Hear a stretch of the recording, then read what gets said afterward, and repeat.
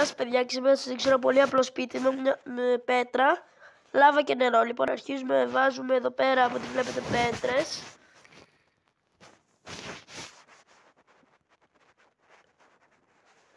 Βλέπετε βάλαμε γύρω στις πολλές και αρχίζουμε. 3 από εδώ. Έλα.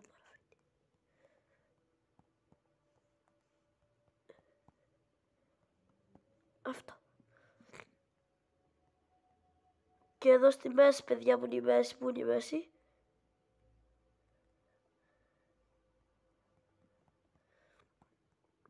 βάζουμε 4 cobblestone, να κοιτάξτε.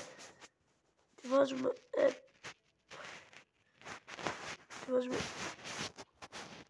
λίγο λάβα και περιμένουμε για ένα λεπτό.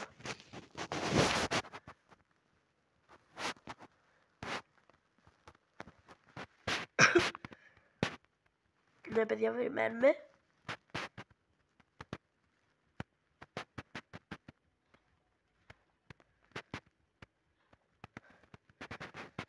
Δοκιμάστε και εσείς, παιδιά, είναι πολύ απλό. Λοιπόν, όταν τελειώσει η λάβα να πέσει κάτω, κάνουμε το εξής.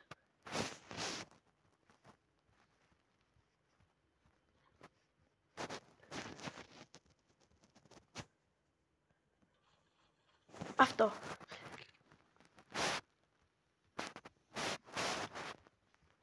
Εσείς μπορείτε να θέλετε να το κάνετε 5x5, εγώ το κάνω 4x4. Και τώρα τελειώνουμε με μια ακόμη πλέον πέτρα. Κοιτάξτε.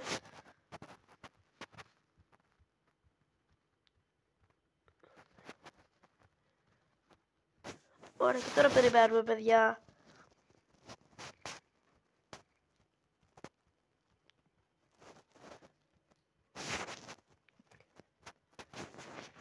Και αποτέλεσμα είναι αυτό. Αν σας άρεσε, κάντε like και subscribe.